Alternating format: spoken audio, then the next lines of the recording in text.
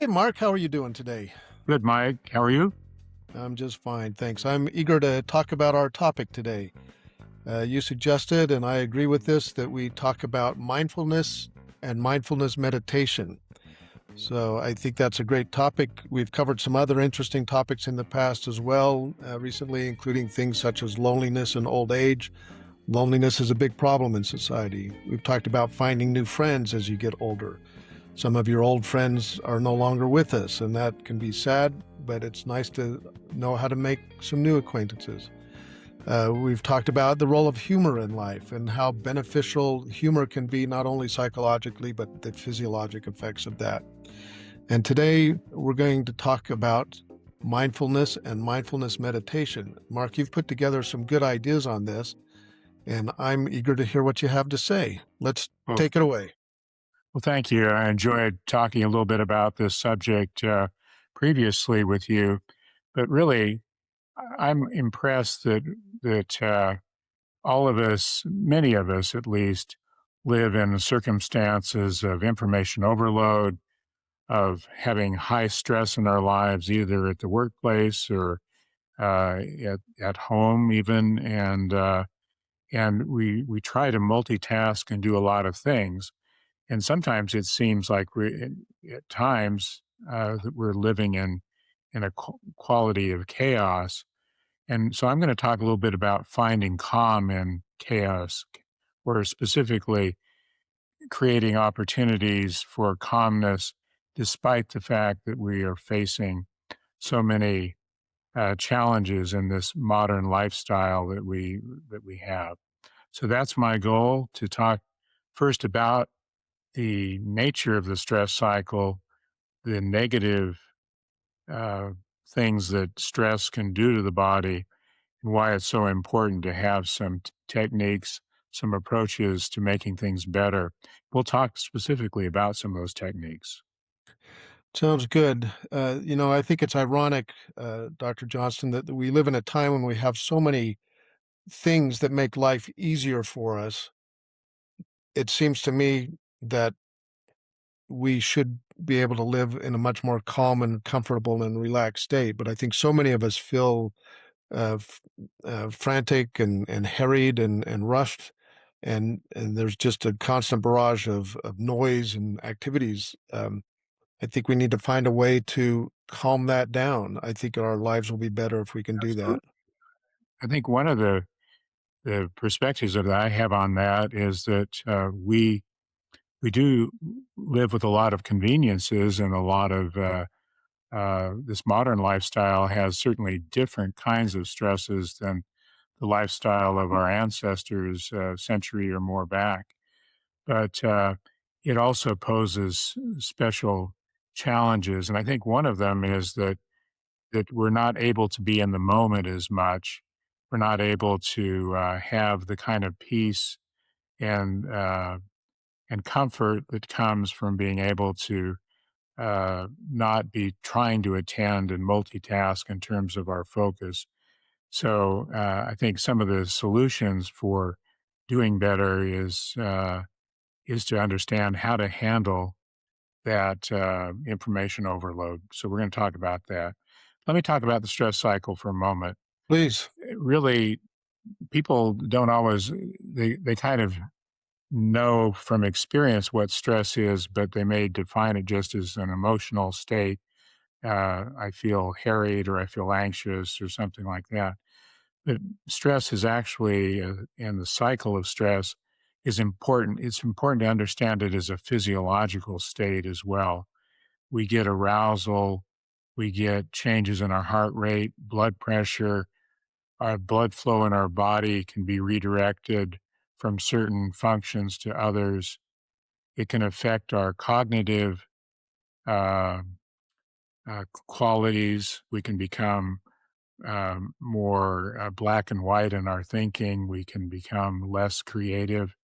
So stress can do a lot of things that can be negative. And medically, chronic stress especially can be negative because it can damage the organs of the body and and contribute to immune dysfunction, to risk of certain diseases, cardiovascular disease, for example. So it's not a um, something that is somehow unimportant or just about feeling a little bit better.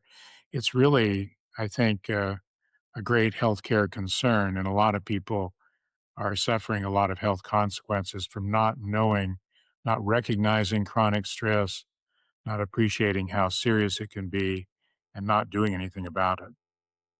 Now, you've used the word chronic stress, and I want to differentiate that from acute stress.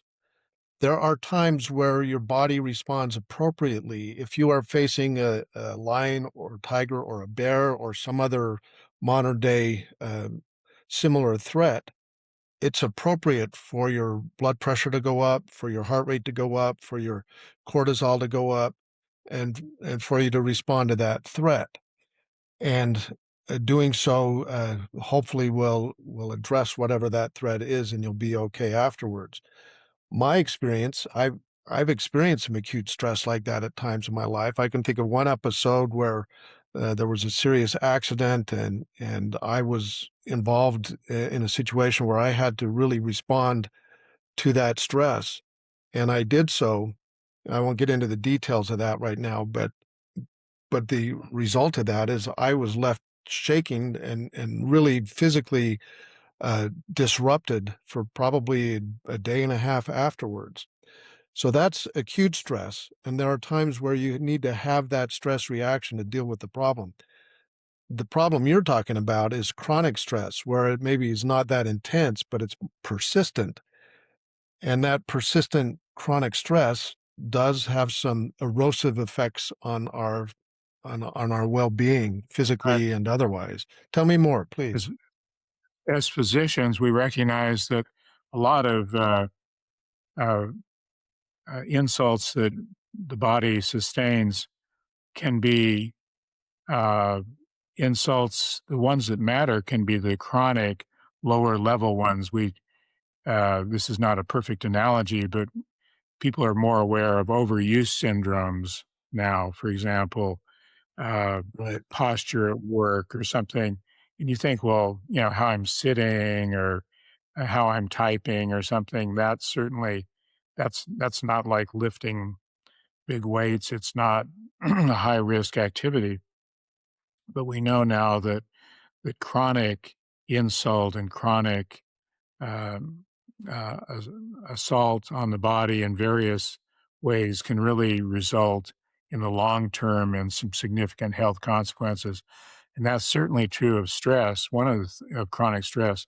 One of the interesting things about chronic stress too is that in acute stress, you a lot of times have something you can do to try to remedy or escape or whatever. In other words, you're not trapped in. In chronic stress, you can be trapped into a circumstance and not really feel like you have anything to do about it. In other words, there's nowhere to go, there's no way to get away from it.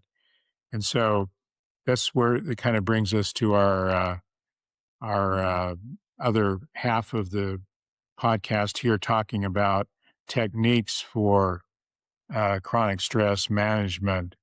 And one of Yeah. those is uh, mindfulness, so-called mindfulness. Let me say before inviting you also to add more about this, that what mindfulness is, because it's thrown around. A lot of people have heard it discussed, may not have a sense.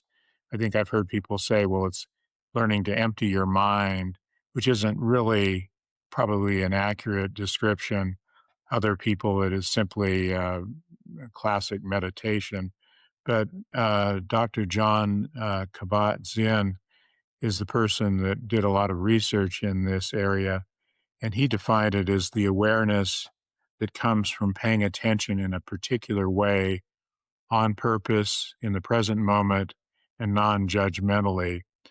And it really has become a vital tool in the mental and physical well-being of people that have practiced it. So I want to talk a little bit about some techniques. There are a number of possible techniques to pursue mindfulness, and but Did you have comments, Mike, about the area? Have you used this with your patients? Yeah, a little bit. I mean, my patients have been in different situations where I couldn't always introduce this, but I do think individually, personally, this has been a productive practice. The thing I would underscore that you just said is it's focused on the present moment, and it's a non-judgmental attitude that you have about the present moment. That's not to say we shouldn't have judgments and that we shouldn't be concerned about the past or the present, but for on a regular basis, it's nice to focus on the present moment, to be, the way I say it, mindful of the moment and just experience the moment. And I think that's a good practice to do in a regular basis. And we could elaborate on that Sure. quite a bit more. And I do think it's interesting that these meditative practices have a lot of potential to enrich our lives. They may not take the place of the mainstream medical treatments that we're accustomed to, but they can certainly serve a role in augmenting some of those things and making them more effective as well. So, Mark, I'm I eager would to say that hear what some of your specific recommendations are in your strategies. I will. Let me just preface that by adding a couple things I didn't say about how important uh, the potential benefit is and the research behind this. Again, some people would hear, well, tried some meditation and maybe I felt better or something. And they think of that as kind of soft science or maybe something that isn't uh, maybe as serious as a subject.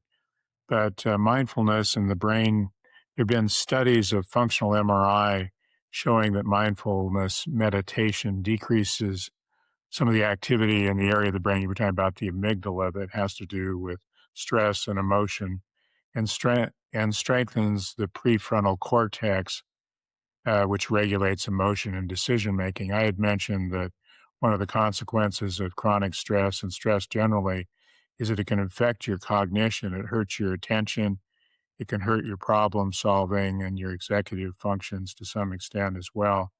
And there's actual physiological and uh, and brain scanning uh, uh, studies that have shown this to be the case.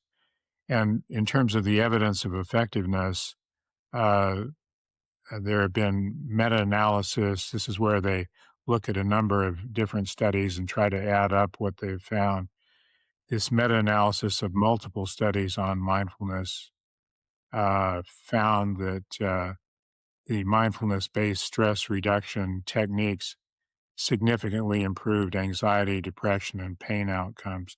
So we've got a lot of hard evidence too. This is not just soft science here. This is something that is serious and I think deserves some attention. So let's talk about specific techniques. That was your question, Yeah, and I please. apologize for the delay.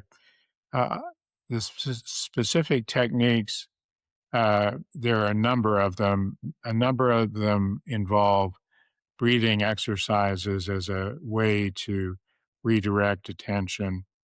And there's also way techniques where one is directed to stop and use their senses one at a time to kind of like, be in the moment where they're at.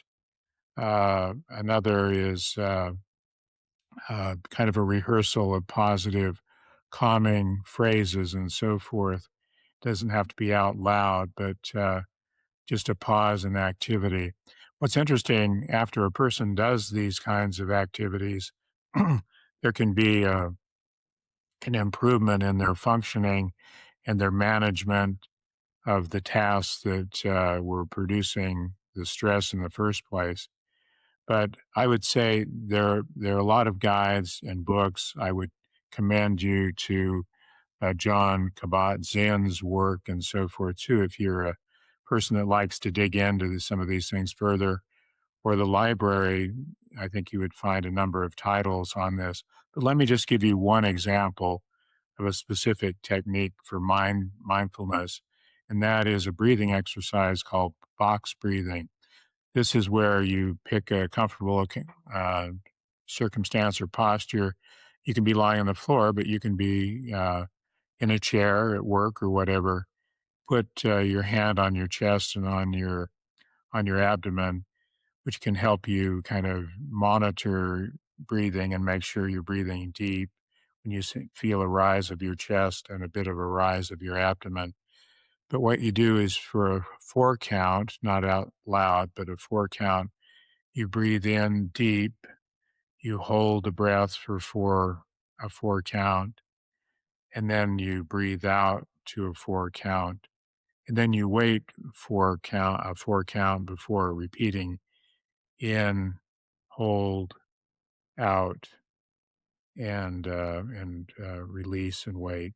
So, and you think, well, that's pretty simple. It's amazing just doing that through 4 or 5 cycles can really improve anxiety. It can improve focus, can give you a reset, and it can be very worthwhile. Some of these techniques may fit you as an individual better than somebody else, so you might try out a few things.